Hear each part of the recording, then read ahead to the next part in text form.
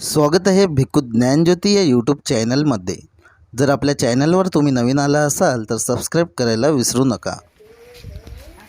मोको कहाँ ढूंढे रे बंदे, मैं तो तेरे पास में। आज ज्येष्ठ पूर्णमासी, इसी ज्येष्ठ पूर्णमासी को संत कबीर का जन्म दिवस, उनका जयंती उत्सव, बड़े साधु संतों ने भगवान की मूल वाणी को संभाल करके रखा। मोको यानी मुझे कहाँ ढूंढते हो। मोको मोक्ष, जो मुक्ति निर्वाण जिसे कहा जाता है। अरे मुझे कहाँ ढूंढते हो, मोको कहाँ ढूंढे रे बंदे, मैं तो तेरे पास में। मुक्ति की बातें तो चलती रहती, मुक्ति के शब्द, मोक्ष के शब्द, लेकिन विद्या लोग भूल जाते हैं। लेकिन वाणी, बुद्ध की वाणी वैसे ही सुरक्षित रखने वाले लोग, बड़े जो संत लोगों पर, चाहे वो महानुभावपंथी हो, वारकरीपंथी हो, कबीरपंथी हो, या अन्य जो सूफीपंथी हो, या लिंगायतपंथी हो, या मच्छिंद्रनाथ, गोरखनाथ, भोलानाथ, ये जो नाथ, नवनाथ कहा जाता है। ये नवनाथ प्राचीनतम ये भिक्षु लोग ही थे, भिक्षु लोगों की परंपरा। इस देश में जो हादसा हुआ, भगवान के श्रद्धानुसार जम्बूद्वीप कैसे जम्बूद्वीप में फैल गया, और न जाने जब मौर्य सम्राट आखिरी का बृहद्रथ राजा, उनको पकड़कर उनकी हत्या कर दी गई। दिवाली के दिन उनकी हत्या की गई, और यही श्रवण संस्कृति का नेतृत्व करने वाला भिक्खु संघ एक भिक्षु को उसके सर कलम करने के लिए 10,000 सोने के कांसा पर दिए गए। इतना हाल हुआ। और इसी तरह जब वो भिक्षु लोग दाढ़ी के सर पे बाल बढ़ा करके जंगल पहाड़ों में घूमने लगे, यही और साधु संत बहुत ऐसे थे, और वही अपनी पारंपरिक बुद्ध वाणी को संभाल कर रखा। तो हर साधु संतों का जहाँ जहाँ भजन पूजन चलते हैं तो वाणी बुद्ध की होती है।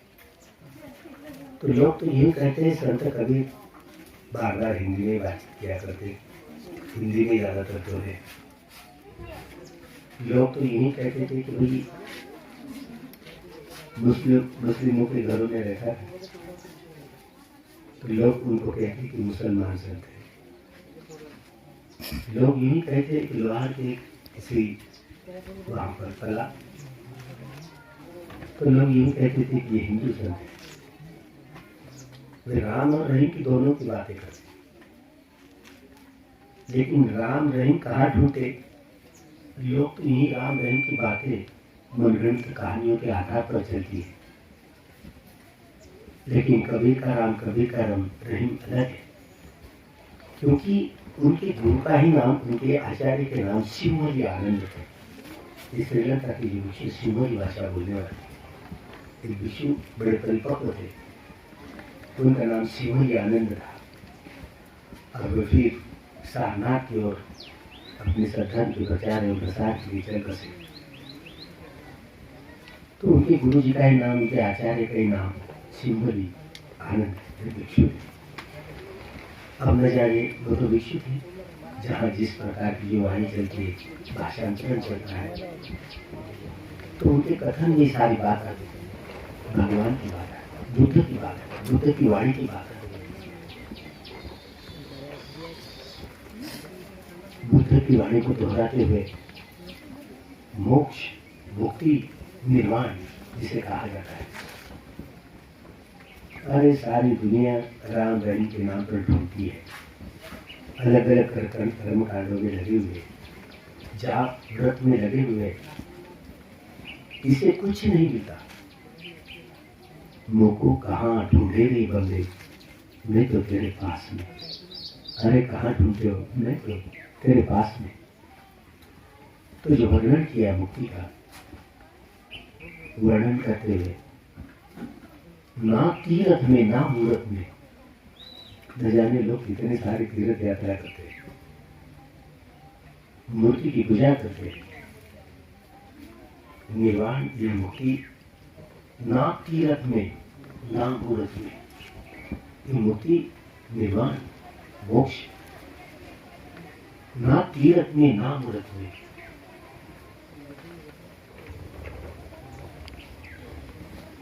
नाही में आकाश,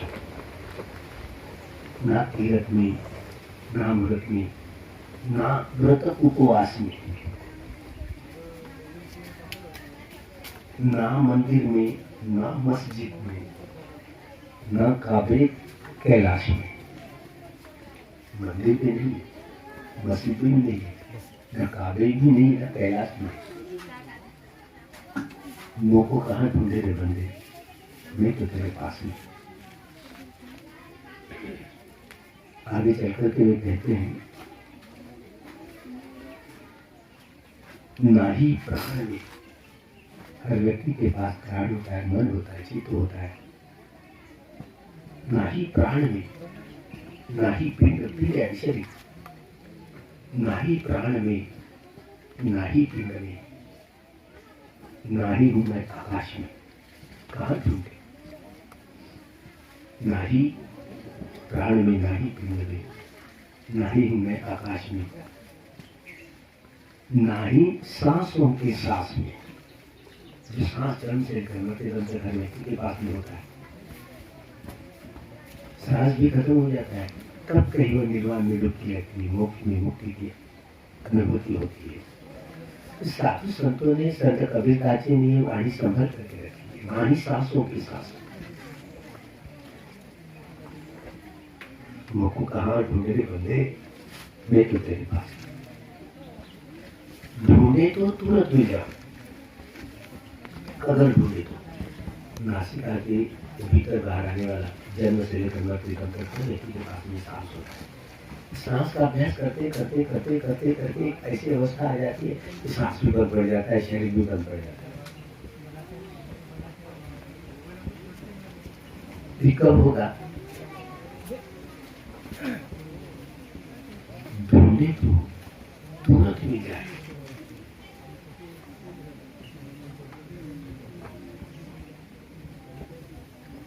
ये सारी बातें विश्वास है। अब ये विश्वास है, ये आस्था की बात नहीं, ये श्रद्धा वाली बात है।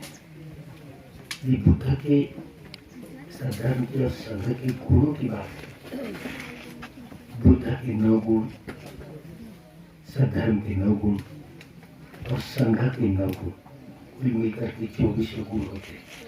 और ये सद्धर्म के गुण होते हैं। बुद्ध धर्म और संघ के गुणों के प्रति श्रद्धा ही नहीं है तो बुद्ध धर्म संघ के प्रति श्रद्धा नहीं है। बुद्ध धर्म संघ के प्रति श्रद्धा हो तो उनके गुणों के प्रति श्रद्धा हो जाए।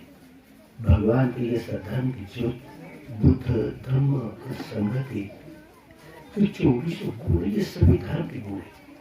और धर्म के गुणों का व्यक्तिकरण ही बुद्ध कहलाएगा। कैसे व्यक्ति है?